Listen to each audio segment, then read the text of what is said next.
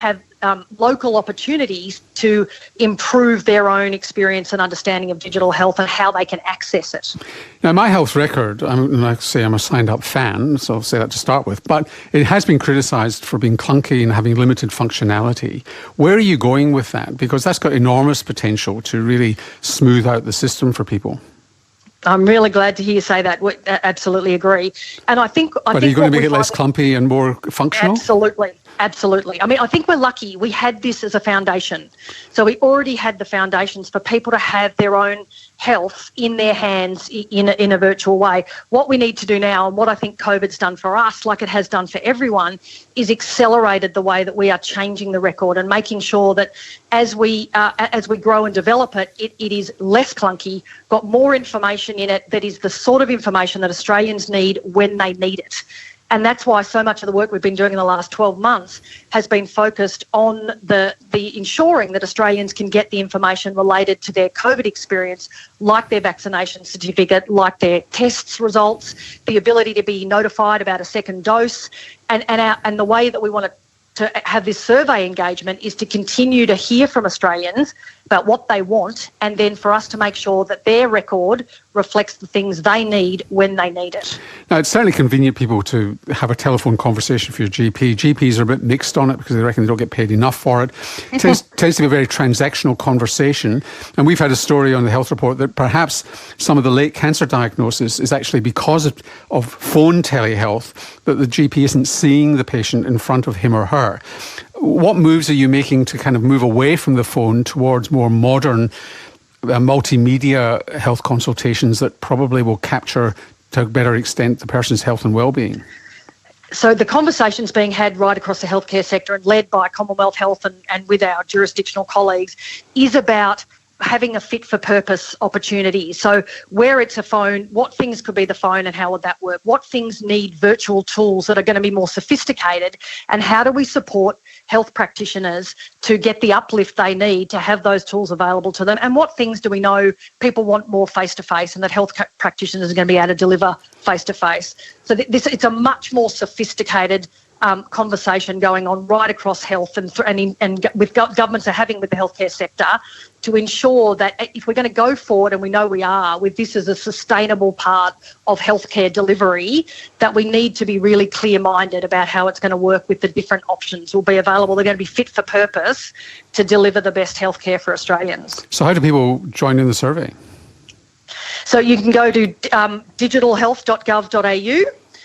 Fill in your survey, it's all there in front of you, and we would love to hear from as many of your listeners and Australians as possible so that we can help shape that future, making sure that we get right what Australians need for the future of their health. Be careful what you wish for with a health report listener coming in there, but they'll be good for you. Thank you very much, Amanda. Thank you. Amanda Cattermole is CEO of the Australian Digital Health Agency, and you can get the link to the survey at the Health Reports programme page. The healthcare system doesn't really get too concerned about your risk of heart disease until you're middle-aged. And the way doctors are supposed to assess that risk is bringing together your age, your blood pressure, your cholesterol levels, your family history, and other factors like diabetes to work out what might need to be done to avoid a heart attack or stroke over the next 5 or 10 years. But the risk starts earlier in life, and your arteries begin to silt up even in adolescence. And the question is whether it's worth checking the level of your bad cholesterol, say when you're in your 30s. A recent study suggests it might. Dr. Yi Zhang is a researcher at Columbia University's Medical Center in New York. Thank you for having me. This is something I've often wondered about, because normally what happens is that you measure your cholesterol when you say you're 40 or 50, and you might do a total risk score on you. I mean, what you're really trying to measure is what's the effect of higher than average levels early on in just blocking your arteries progressively over time. Yeah, exactly. So majority of the previous study looking at LDL usually focus on one single measure, usually at middle order age.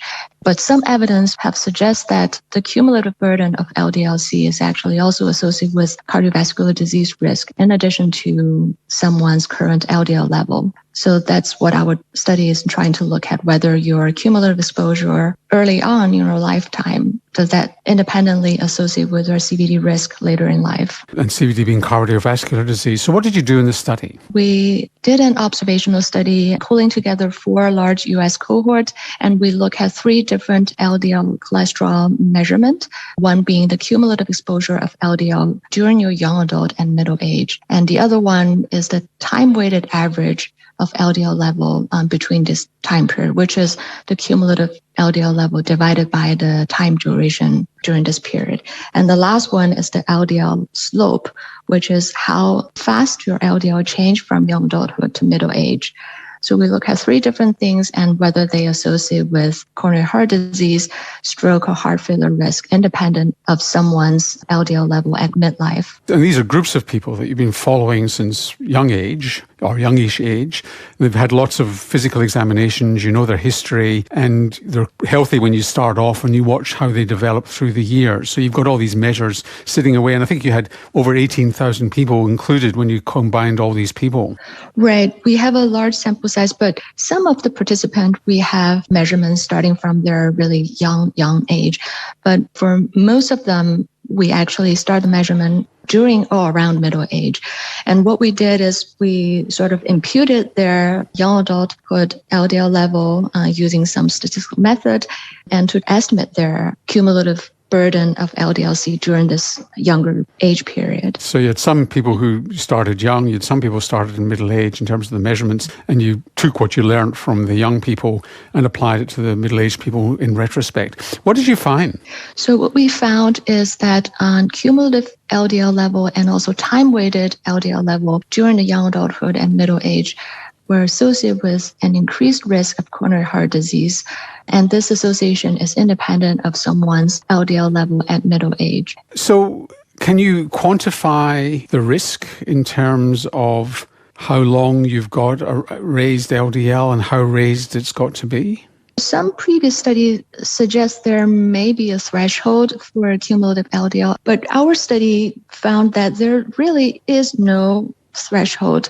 So the risk looks like it's cumulative. And if we really want to put a threshold, it seems that at least with time-weighted average LDL, the risk starting to increase at LDL level at about 100 microgram per deciliter, so which is not very high. So what's a general practitioner or a primary care practitioner to do? I mean, are you supposed to now start measuring people's cholesterol earlier on in life or what? I think the findings from our study may suggest that it's time to consider incorporating serial LDL measure or the cumulative burden of LDL into clinical practice, because currently clinical decision is mainly guided by someone's contemporary LDL levels. So it's a new thing for 30-year-olds and 40-year-olds, for example? Yeah, obviously more study are needed to see, how many measures you will need to get a relatively reliable LDL trajectory or estimation of the cumulative LDL burden. But at least our study suggests it's time to start the conversation and start to think whether, how we can incorporate these serial measures into clinical decision making. Now, in Australia, I'm sure in some health maintenance organisations in the United States, you don't make a treatment decision just based on your LDL level. You do it on your total risk. So are you a smoker? Is there a strong family history? Your age. Age is very important. So they predict your risk of a heart attack or a stroke in the next 5 or 10 years. Now, when you're 30 years old, even with a high LDL, your chances of a stroke or a heart attack are infinitesimally small in the next 10 or 15 years, and you wouldn't qualify for treatment. What's the intervention when you find that you might have a 30-year-old who's tracking with a higher than average LDL level? Yeah, I think this is really an excellent question. So it's the same thing in the US. So the current cholesterol guideline largely recommends statin based on the basis of someone's 10-year risk of cardiovascular disease. And as a consequence, as you mentioned, young adults usually are not eligible for statin, and they are only eligible if they really have extremely high LDL-C, for example, above 190. So maybe one thing to consider is instead of using a 10-year risk score for young adults, we may need to think something else, maybe a lifetime risk score or a longer-term risk score. And also to your question, I think the first line of treatment always should be lifestyle intervention. However, for some people, diet and other lifestyle modification may not be sufficient. So for these young individuals, should we consider treating them early in life when it's maybe more effectively prevent cardiovascular disease in later life? It's a question for the policymaker. Yeah, which the pharmaceutical industry would just love to know what the answer is. Yi, thank you very much for joining us. Thank you for having me. Dr. Yi Zhang is in the Division of General Medicine at Columbia University Medical Center in New York. Each year, thousands of Australians have part of a foot amputated, often for complications associated with diabetes. It's a drastic intervention, and sometimes it's not enough. There are complications and often a need to amputate even more. Patients talk about feeling violated and underinformed about what was going to happen to them. Some experts say shared decision-making is the solution, including Michael Dillon, who heads the Department of Physiotherapy, Podiatry, Prosthetics and Orthotics at La Trobe University. He and some colleagues have developed an amputation decision aid to help with this, and he joins us now. Hi, Michael. Hi, Tegan. This decision aid was born out of the stories that you were hearing patients telling you about how their amputations were really traumatic experiences. Is there a particular story that sticks out to you? There's a number of stories. We did some interviews with people about their experience of partial foot amputation, and I guess what resonated for us is that many people seemed really poorly informed about what the surgery would involve. They weren't very clear about what the sort of outcomes were that they might expect, and very few people understood sort of the risks of complications and re-amputations. And I guess the sort of interviews that really stick out in my mind are two. One was a person that we interviewed, and their reflection after coming around after amputation surgery was that they felt it was really confronting. They were really surprised by how much of their foot had been amputated, and they described that experience as confronting and horrific, and they sort of felt violated afterwards. It's hard to think about. Yeah, sorry, keep going. I was going to say the other interview that really stands out for me is one with a person who was talking about the challenges of communication given the opioids that they are on for pain control. And they described, 2 hours had gone by and they still realised that they were looking at the fish tank.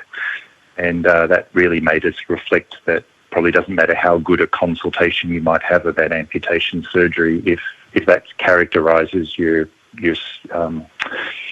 thought processes at the time, it's obviously really hard to take on new information. So. Yeah, it's hard to imagine a good amputation experience, but I suppose what you're trying to do is optimise it. Are you drawing from other fields like, say, breast cancer, where there's quite a lot of collaborative decision-making that goes